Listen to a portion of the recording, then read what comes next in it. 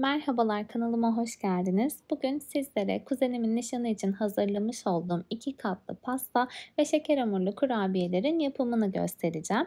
50 kişilik bir pasta hazırladım. Yine aynı şekilde kurabiyeler yaptım. Umarım sizin de işinize yarar. Şimdi yapımına başlayalım. İlk olarak şeker hamurlu kurabiye ile başlıyoruz. 250 gram oda sıcaklığında tereyağı ve 250 gram pudra şekerini biraz çırpıyorum. Krema kıvamına gelene kadar.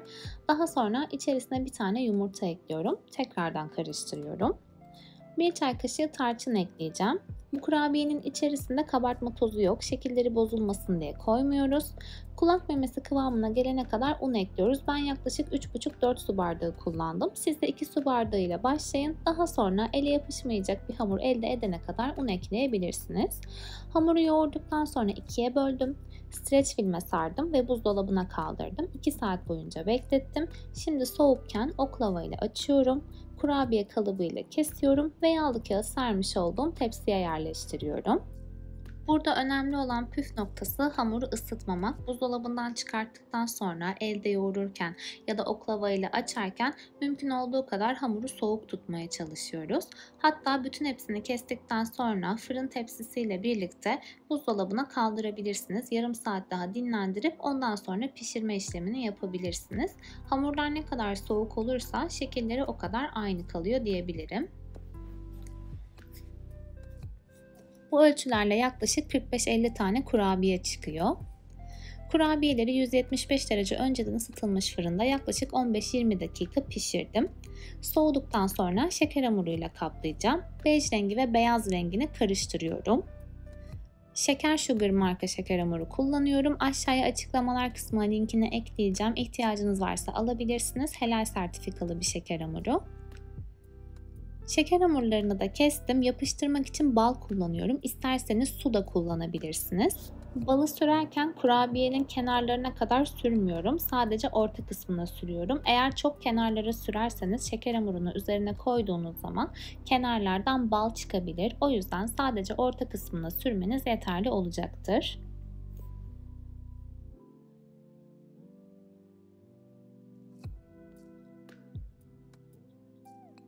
Şeker hamurunu koyduktan sonra elimle kenarlarını düzeltiyorum. Şimdi pembe renkli hamuru açtım. Bu şekilde çiçekli kalıbım vardı.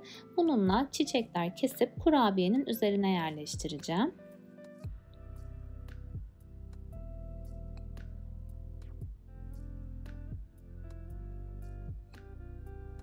İsterseniz çiçeklerin ortasına gümüş rengi şekerler de koyabilirsiniz. Ama benim kuzenim sade istediği için bu şekilde bıraktık. Şimdi daha koyu pembe olanları da yine daha küçük çiçek kalıbımla kesiyorum ve kurabiyenin üzerine bırakıyorum. Bütün hepsini aynı şekilde tamamlıyorum.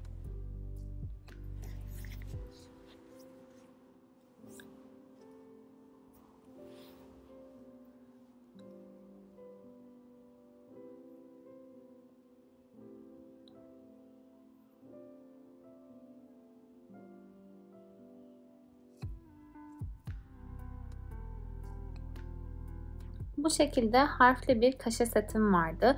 Kuzenimin ve nişanlısının baş harflerini yerleştirdim. Daha sonra kurabiyenin üzerine dikkatli bir şekilde bastırıyorum.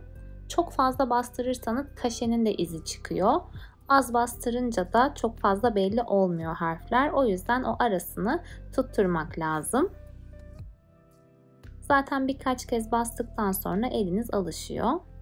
Bunun da linkini yine aşağıya açıklamalar kısmına bırakacağım.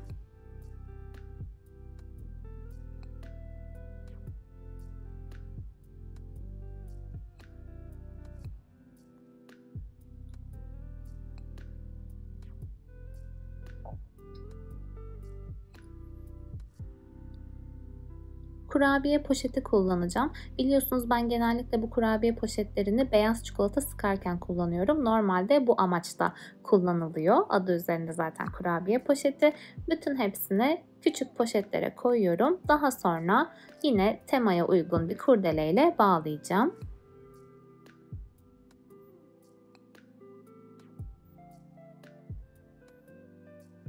Bu ölçülerle 48 tane kurabiye çıktı. Tabii ki bu kurabiye kalıbınızın büyüklüğüne ve yaptığınız kalınlığa göre değişebilir ama ortalama dediğim gibi 45-50 tane çıkıyor. Şimdi bütün kurabiyeleri poşetledim. Pembe kurdeleyle hepsini bağlıyorum.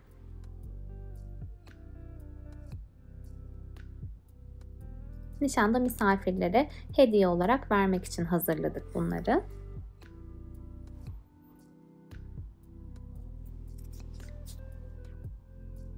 Bitmiş hali bu şekilde oluyor.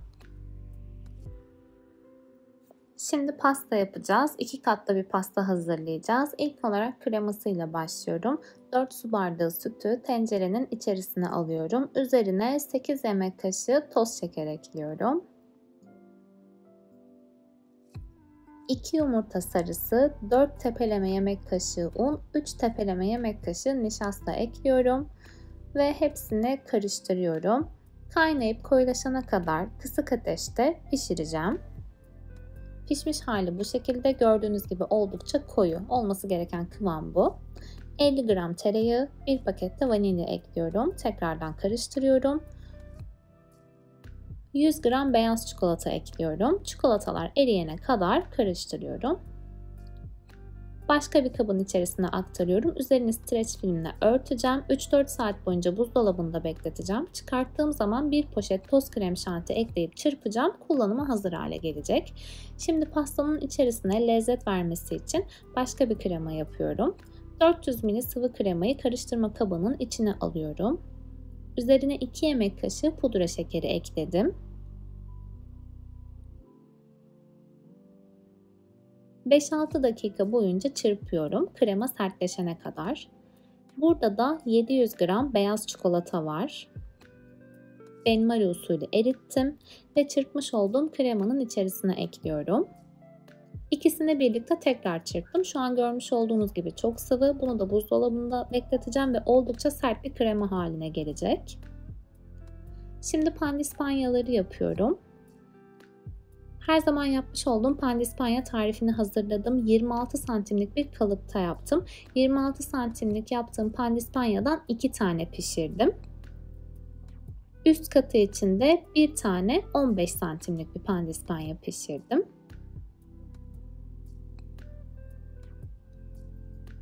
Bu arada az önce göstermiş olduğum tencerede pişirdiğim kremadan 2 ölçü yaptım. Şimdi pandispanyaları katlandırıyorum. İlk olarak keki sütle ıslattım. Daha sonra kremayı bu şekilde sıkıyorum. Orta kısmına hazırlamış olduğum beyaz çikolatalı kremadan koyuyorum. Şu anda çok sert bir kıvamda, o yüzden böyle gözüküyor ama tadı gerçekten inanılmaz lezzetliydi ve pasta mükemmel oldu. Yiyen herkes çok beğendi. Bu şekilde kat kat devam ediyorum. Alt katta toplamda 5 tane kek vardı. Oldukça yüksek bir pasta oldu. 5 katı tamamen bitirdikten sonra dışını artık krem şanti ile kaplıyorum. Kaplama yaparken pastayı tamamen kaplamadım. Pandispanyalar gözüküyor aralardan, dikkat ettiyseniz. Biraz daha böyle naked cake dediğimiz böyle hafif pandispanyanın gözüktüğü bir pasta oldu. Kuzenim öyle istediği için. Yani kenarlara krema yetmedi zannetmeyin. Özellikle pandispanyanın gözükmesini istedik. O yüzden o şekilde bıraktık.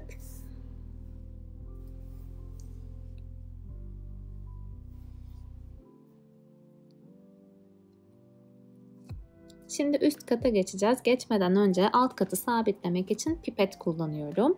4-5 tane pipeti bu şekilde yerleştiriyorum. İsterseniz çöp şiş de kullanabilirsiniz ama pipet en garantisi, o yüzden ben de bunu kullandım.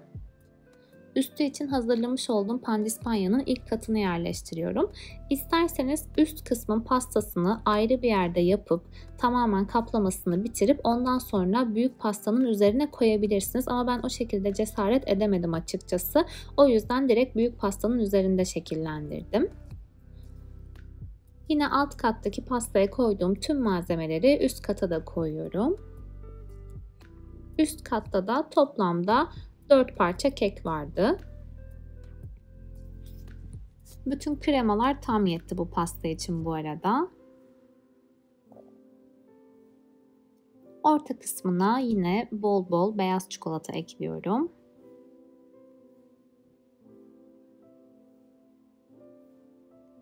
Yine bolca frambuaz.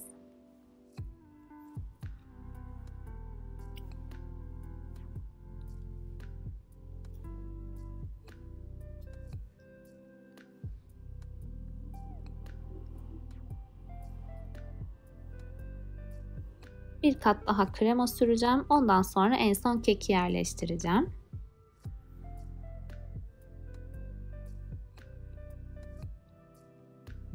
Şimdi üst katı sıvıyorum. Bu arada sıvamadan önce içerisine 3 tane daha pipet yerleştirdim. Telefonum orayı çekmemiş ama 3 tane daha dediğim gibi pipet koydum. Ondan sonra sıvadım. Bu şekilde bir gece boyunca buzdolabında dinlendirdim pastayı. Şimdi süslemek için canlı çiçekler kullanacağız. Yine kuzenimin kıyafetine uygun renklerde çiçekler seçtik. Bunları gelişigüzel pastanın üzerine yerleştireceğiz. Burası zaten gerçekten en zevkli kısım.